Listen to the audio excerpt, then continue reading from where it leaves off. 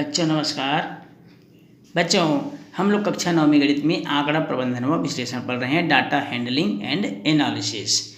हमने पूर्व की क्लास में देखा था बच्चों कि सांख्यिकी क्या है, परिभाषाएं अलग अलग वैज्ञानिकों के अनुसार सांख्यिकी का एक वचन व बहुवचन के रूप में अर्थ, और हमने कच्चे आंकड़े और सांख्यिकी सारभूत विशेषताओं पर भी प्रकाश डाला था। आज हम पढ़ेंगे बच्चों भाग 2 और भाग 2 के अति महत्वपूर्ण प्रश्न। तो आइए बच्चों शुरू करते हैं भाग 2 और भाग 2 का पहला प्रश्न है, मौसम विभाग द्वारा दिल्ली के लिए अगस्त माह का अधिकतम तापमान निम्नानुसार दिया गया है। इन आंकड़ों से बारंबारता सारणी बनाइए।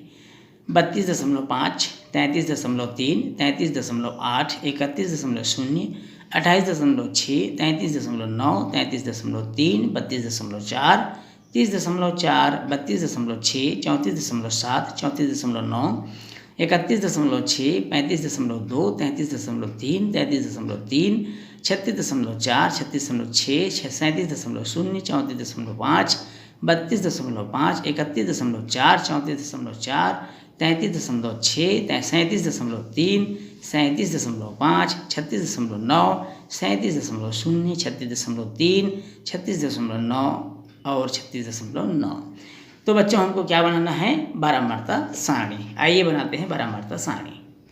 बच्चों, हमें दिए गए आंकड़ों से इस प्रकार कॉलम बना लेना है, जिसमें पहला कॉलम है अधिकतम तापमान, दूसरा गणना चिन्ह और तीसरा है बारंबारता। गणना चिन्ह में हम टैली चिन्ह का प्रयोग करेंगे। टैली चिन्ह। सबसे न्यूनतम तापमान 28.5 से हमने शुरू किया है बच्चों। 28.5 से 29.5, फिर 29.5 से 30.5 और इसी क्रम में हमने आगे बढ़ा है 38.5 तक। अब दिए गए आंकड़ों में हम देखेंगे कि 28.5 से 29.5 के बीच कितने हैं। तो हमने आंकड़ों में देखा और हमको मिला केवल 1। तो हम इस तरह से एक लाइन खींच लेंगे। इस लाइन को हम टैली चिन्ह से संबोधित करते हैं, समझते हैं। अब यहाँ देखेंगे हम 29.5 से 30.5 के बीच, तो यहाँ मिलेगा हमको डाटा। आप देख सकते हैं बच्चों, स्क्रीन पर आपको दिखाई दे रहा है 29.5 से 30.5 तक, ये भी एक बार है। 30.5 से 31.5 तक आप गिनेंगे, आपको मिलेंगे 2। फिर 31.5 से 32.5 तक हमको मिलेगा 2। इस तरह से टैली चिन्ह से आप इसको प्रदर्शित कर लेंगे। 32.5 से 33.5 तक हमको ज्ञात होगा लगभग 7 है, तो हम इसे इस प्रकार दर्शाएंगे 1 2 3 4 5, 1 2 और ये उस तरह से 7 है। 33.5 से 34.5 के बीच 4 है, तो हम इसको 1 2 3 4 इस तरह से हम प्रदर्शित करेंगे। 34.5 से 35.5 के बीच भी 4 है, 1 2 3 4। उसके बाद आते हैं बच्चों 35.5 से 36.5 के बीच 2 है, तो ये हो गया 2। और उसके बाद है 36.5 से 37.5, 7 है, 1 2 3 4 5 और 1 2, ये 7 को प्रदर्शित कर रहा है। 37.5 से 38.5 के बीच 1 है, तो यहाँ पर 1 इस तरह से हम चिन्ह लगा देंगे। अब इसे हम गिन कर लिख लेते हैं बच्चों। आप देख रहे होंगे 28.5 से 29.5 में केवल एक ही बार बना हुआ है, अर्थात यहाँ पर बारंबारता में आ जाएगा 1। 29.5 से 30.5 में भी 1। 30.5 से 31.5 में 2 है, तो यहाँ लिखेंगे हम 2। 31.5 से 32.5 के बीच लिखा है 2, तो यहाँ भी हम लिख देंगे 2। 32.5 से 33.5 के बीच लिखा है 7, तो यहाँ हम लिख देंगे 7। 33.5 से 34.5 के बीच में 4 लाइनें हैं, तो 4। 34.5 से 35.5 में 4। 35.5 से 36.5 के बीच है 2। 36.5 से 37.5 के बीच है 7 और 37.5 से 38.5 के बीच है 1। तो इस तरह से हमने बना लिया बच्चों बारंबारता सारणी।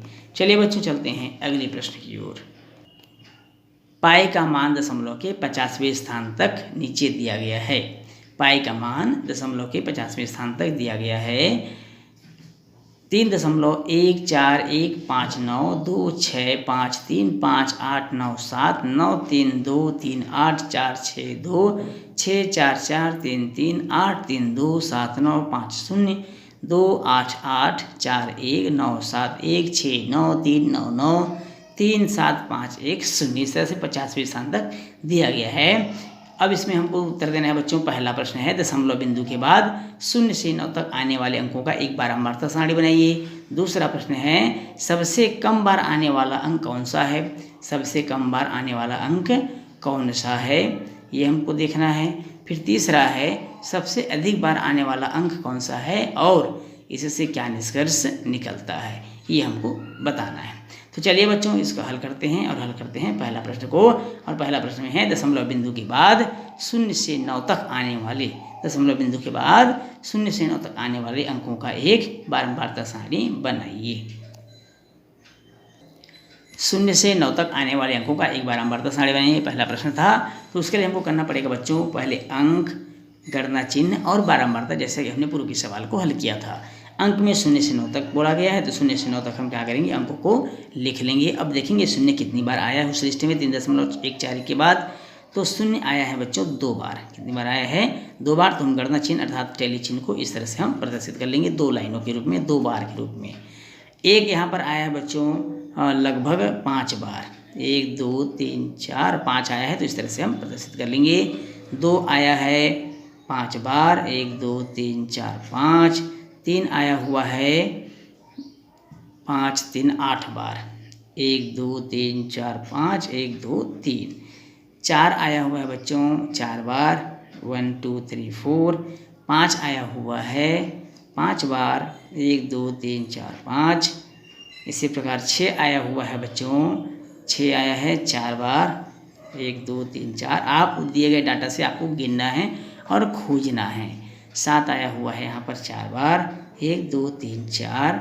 इसी प्रकार 8 आया हुआ है 5 बार, 1 2 3 4 5। और 9 आया है बच्चों 1 2 3 4 5 1 2 3 8 बार।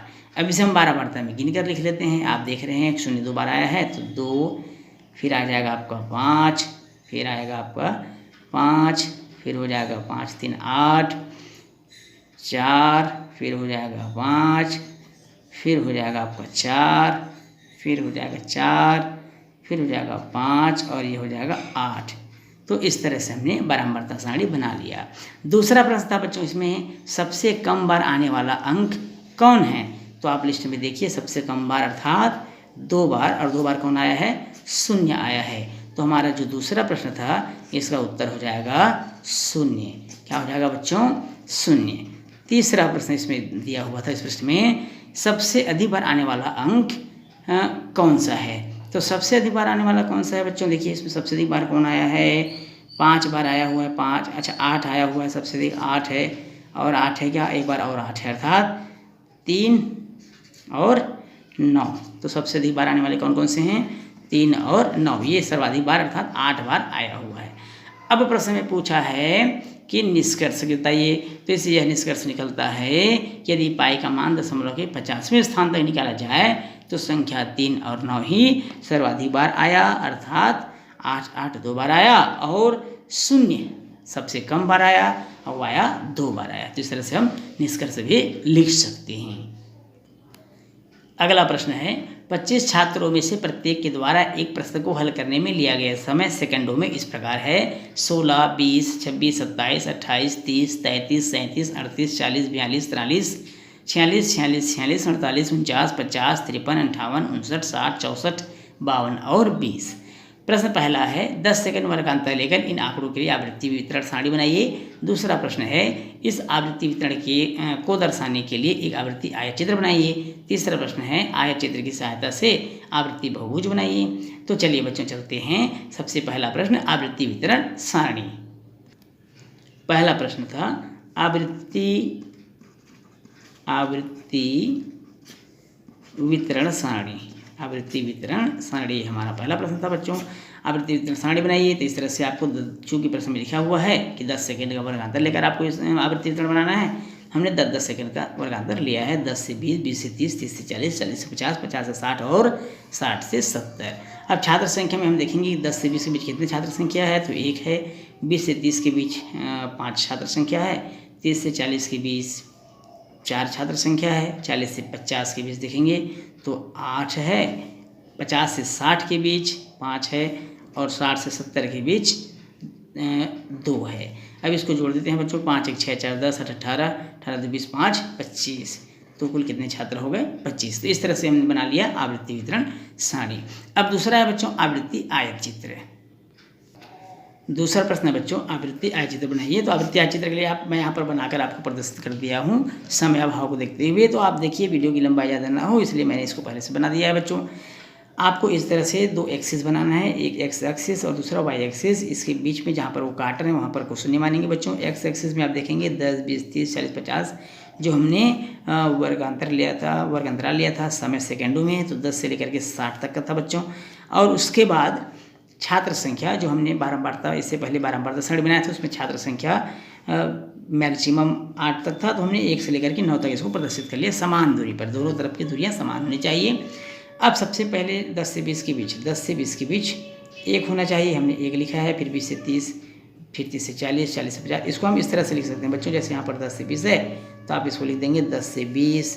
फिर यहाँ पर आ जाएंगे हम 20 से 30, फिर यहाँ आ जाएंगे 30 से 40, फिर उसके बाजू में आ जाएंगे हम 40 से 50, फिर आ जाएंगे बच्चों 50 से 60, फिर आ जाएंगे 60 से 70। तो इस तरह से हम बना लेंगे आयत चित्र को। और आयत चित्र हमेशा ध्यान रखेंगे बच्चों, आयत चित्र में बार चिपके हुए होते हैं, जुड़े हुए होते हैं आपस में। अब इसके बाद अगला प्रश्न था, जो तीसरा प्रश्न था बच्चों, तीसरा प्रश्न में पूछा था आवृत्ति बहुभुज बनाइए। क्या बनाइए? आवृत्ति बहुभुज। तो देखते हैं आवृत्ति बहुभुज कैसे बनेगा। इसके लिए आपको क्या करना है, जो आयत चित्र बना हुआ है इसके मध्य बिंदुओं को ले लीजिए। इस प्रकार ये जो बार बना हुआ है इसके मध्य बिंदुओं को इस तरह से चिन्हांकित कर लीजिए। हमने इस तरह से चिन्हांकित कर लिया और उनको 0 से मिलाना शुरू कर दीजिए बच्चों। इस तरह से 0 से आप चलेंगे तो और उनके मध्य बिंदुओं के बार के मध्य बिंदुओं को इस प्रकार आप मिला दीजिए डॉट डॉट लाइनों से। और जैसे ही आप मिलाते हैं डॉट डॉट लाइनों से ये आपका बन जाता है आवृत्ति बहुभुज। क्या बन गया बच्चों? आवृत्ति बहुभुज। तो इस तरह से हमने तीनों प्रश्न का आंसर बना लिया है। अब चलते हैं बच्चों अगले प्रश्न की ओर। प्रश्न है 100 छात्रों के प्राप्तांकों का आवृत्ति वितरण निम्नानुसार है। प्राप्तांक और छात्र संख्या। प्राप्तांक दिया हुआ है 0 से 10, 10 से 20, 20 से 30, 30 से 40, 40 से 50 और 50 से 60। वहीं छात्र संख्या दिया हुआ है 7, 10, 23, 51, 6 और 3। कुल मिलाकर के छात्रों की संख्या है 100। तो ये 100 छात्रों के प्राप्तांकों को हमको बनाना है बच्चों आवृत्ति वितरण सारणी, और इन्हीं आंकड़ों से संचयी आवृत्ति वक्र भी बनाना है। तो चलते हैं बच्चों सबसे पहले संचयी आवृत्ति सारणी की ओर, और उसके बाद फिर बनाएंगे हम वक्र। 100 छात्रों के प्राप्तांकों के संचयी आवृत्ति सारणी। प्राप्तांक से कम अर्थात यहाँ 10, 20, 30, 40, 50, 60। से कम का मतलब है बच्चों जैसे 10 है तो 0 से 10, 20 से कम अर्थात 10 से 20, 30 से कम अर्थात 20 से 30, 40 से कम तो 30 से 40, 50 से कम तो 40 से 50 और 60 से कम मतलब 50 से 60। आवृत्ति प्रश्न में दिया हुआ है 7, 10, 23, 51, 6 और 3। हमको बनाना है बच्चों संचयी आवृत्ति। संचयी आवृत्ति में क्या करेंगे, जैसे सबसे पहले 7 लिखा है तो हम 7 को पहले उतार देंगे। हम 7 को क्या कर दिए बच्चों? उतार दिए। 7 के बाद लिखा है 10 तो इसी 7 के साथ इस 10 को हम जोड़ देंगे बच्चों और हमको मिल जाएगा ये 17। फिर 17 के साथ ऊपर के सभी संख्याएं अर्थात 7 है, 10 है, ये सबको जोड़ देंगे बच्चों। और जोड़ 17 के बाद 23 जोड़ दीजिए तो 17 और 23 मैं सीधा सीधा लिखते जाता हूँ बच्चों। 17 के बाद 23 जोड़ देंगे तो ये हो जाएगा 40। 40 के बाद 51 जोड़ देंगे तो हमको मिल जाएगा 91। 91 के बाद 6 जोड़ दीजिए बच्चों और हमको मिल जाएगा 97। और 97 के बाद 3 जोड़ दीजिए हमको प्राप्त हो जाएगा 100। तो इस तरह से कुल 100 छात्र थे, हमको ये ज्ञात हो गया। तो संचयी आवृत्ति बनाना बहुत आसान है। सबसे शुरू वाले को वैसे लिखिए 7, फिर 10, 17 और 23 हो जाता है बच्चों 40। 40 के बाद 51 के साथ जोड़ दीजिए 91। 91 के बाद 6 जोड़ दीजिए बच्चों 97। और 97 के बाद हमने 3 जोड़ दिया और हमको प्राप्त हो गया 100। तो इस तरह से ये कहलाएगा हमारा संचयी आवृत्ति सारणी। अब चलते हैं बच्चों वक्र की ओर। संचयी आवृत्ति वक्र बनाना है। संचयी आवृत्ति वक्र के लिए बच्चों एक तरफ आवृत्ति लेंगे, दूसरी तरफ हम लेंगे संचयी आवृत्ति। और उसके बाद हम क्या करेंगे, 2 एक्सिस हैं, एक तरफ आवृत्ति और दूसरी तरफ संचयी आवृत्ति। और दोनों तरफ हम आवृत्ति की तरफ 10 से कम, 20 से कम, 30 से 40, 30 से कम, 40 से कम इसको हम प्रदर्शित कर लेंगे। और इसी प्रकार संचयी आवृत्ति में हम एक वर्गांतर मान लेंगे 10, 20, 30, 40 से लेकर के 100 तक, क्योंकि अधिकतम वैल्यू 100 है संचयी आवृत्ति में। अब यहाँ पर मैं पहले से ही बना के रखा हूँ बच्चों, तो आपको मैं समझा देता हूँ, ध्यान समझेंगे। सबसे पहले 10, 7 मैं यहाँ लिख दिया हूँ ताकि आप समझ सकें कि 10 से कम में आवृत्ति है, संचयी आवृत्ति है 7। 20 से कम में है संचयी आवृत्ति 17। ये देखिए आप बच्चों 20 से देख रहे होंगे 17, 20, 17। 30 से कम में है संचयी आवृत्ति 40। 40 से कम में है 91। 50 से कम में है 97। 60 से कम में है 100। तो इस तरह से हमने देखा संचयी आवृत्ति। अब उसको हम मिला देंगे बच्चों, वक्र बनाना है तो हम इस तरह से हम उसको मिलाते चलेंगे। ये इस प्रकार वो बढ़ते जाएगा। ये इस तरह से ये बन जाएगा वो वक्र आपका। ये इस तरह से जो वक्र बना ये कहलाएगा संचयी आवृत्ति वक्र। यहाँ हम पैमाना जो हमने माना है उसको हम लिख लेते हैं बच्चों। पैमाना x अक्ष पर 1 सेंटीमीटर बराबर 10 सेंटीमीटर मान लेते हैं, और उसी प्रकार या 10 खंड मान लेते हैं। y अक्ष पर हम मान लेते हैं बच्चों 1 सेंटीमीटर बराबर, इसमें भी 10 खंड या 10 छात्र मान लेते हैं। क्या मान लेते हैं? 10 छात्र। तो इस प्रकार हम संचयी आवृत्ति वक्र बना सकते हैं।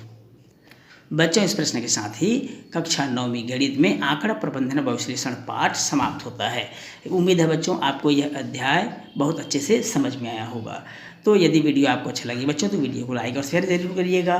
चैनल में यदि आप नए हैं तो चैनल को सब्सक्राइब भी करिएगा। तो बच्चों, आज क्लास में इतना ही। फिर मिलेंगे एक नए अध्याय एक नए प्रश्न के साथ। तब तक के लिए नमस्कार।